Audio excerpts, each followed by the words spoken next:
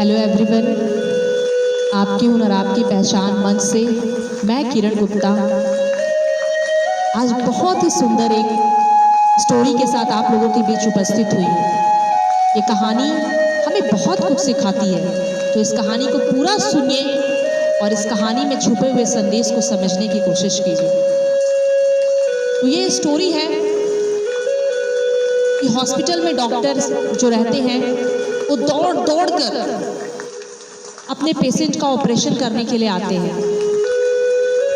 एक बच्चा जो कि बहुत सीरियस है और ऑपरेशन थिएटर पे वो लेटा हुआ रहता है, और जो डॉक्टर होते हैं वो अपने टाइम से थोड़ा लेट पहुंचते हैं, बिल्कुल भागे भागे दौड़े दौड़े आते हैं।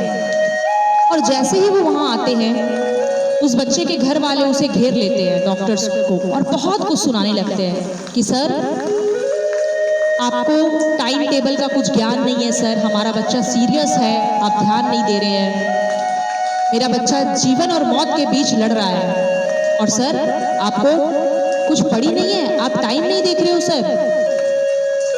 तो इस पर डॉक्टर बोलते हैं कि प्लीज मुझे अपना काम करने दीजिए। उसके घर वाले बोलते हैं कि सर अगर मेरे बच्चे की जगह आपका बच्चा रहता तब आप क्या करते, तब क्या आप इतने लेट से आते। इस पर डॉक्टर कुछ जवाब नहीं देते हैं और वो चले जाते हैं और ऑपरेशन करके निकलते हैं। ठीक 1-1.5 घंटा के बाद ऑपरेशन समाप्त होता है और ऑपरेशन थिएटर से डॉक्टर बाहर निकलते हैं, और जैसे ही बाहर निकलते हैं फिर उस बच्चे के फैमिली वाले उसे घेर लेते हैं, डॉक्टर को घेर लेते हैं और कहते हैं सर क्या है, हमारा बच्चा कैसा है। तो डॉक्टर बोलते हैं कि आपका बच्चा बिल्कुल ठीक है और वो 1-1.5 घंटे के बाद होश में आ जाएगा। तो इस पर उसके फैमिली वाले पूछते हैं कि सर और बताइए हमारे बच्चों को होश कब आएगा, मेरा बेटा कब तक ठीक होगा। इस पर डॉक्टर कुछ नहीं बोलता है और वो बोलते हैं जो भी क्वेरी चाहिए आप नर्स से पूछ लीजिए। और जिस स्पीड के साथ डॉक्टर साहब आते हैं उससे दुगनी स्पीड के साथ वो दौड़ कर चले जाते हैं। इस पर उनके फैमिली वाले को, बच्चे के फैमिली वाले को बहुत गुस्सा आता है और वो नर्स के पास आते हैं और बोलते हैं कि क्या अजीब डॉक्टर है, इस शहर में बहुत अच्छे अच्छे डॉक्टर हैं, लेकिन हम आपके पास आए हैं और आपका डॉक्टर ऐसा बर्ताव हमारे साथ कर रहा है, हमें बहुत खराब लगा। आज अगर इस डॉक्टर का खुद का बच्चा रहता तो क्या ये ऐसा करते।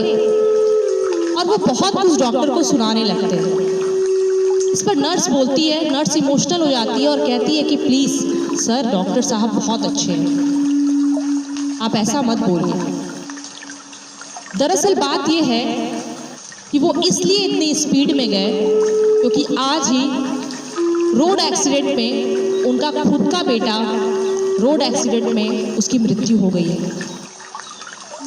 क्योंकि हमारा फर्ज है डॉक्टर साहब को ये इन्फॉर्म करना कि सर आपका पेशेंट आया है, तो आपके बच्चे यहाँ एडमिट हुए थे, इसलिए हम लोगों ने डॉक्टर को इन्फॉर्म किया कि सर एक पेशेंट है जो कि बच्चा है और बहुत सीरियस है।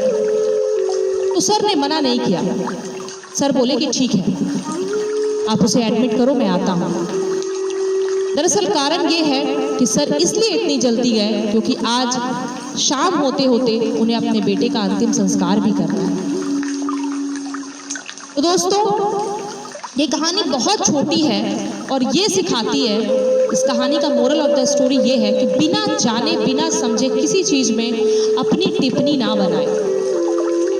हम लोग यही करते हैं दोस्तों, किसी भी सिचुएशन को पूरे तरीके से नहीं जानते और बस अपनी राय उसमें बना देते हैं, अपनी मनगढ़ंत कहानियां बना देते हैं। तो हमेशा याद रखिए ये छोटी सी कहानी हमें ये सिखाती है कि किसी भी बात में अपनी टिप्पणी और राय बनाने से पहले उस मैटर को पूरे अच्छे तरीके से जान लेना चाहिए, तभी उसमें अपनी राय रखनी चाहिए। तो आशा है, उम्मीद है कि आप लोग भी ऐसा ही करेंगे। लाइफ में कोई भी सिचुएशन हो हमेशा याद रखिए किसी के बात पे कभी मत जाइए।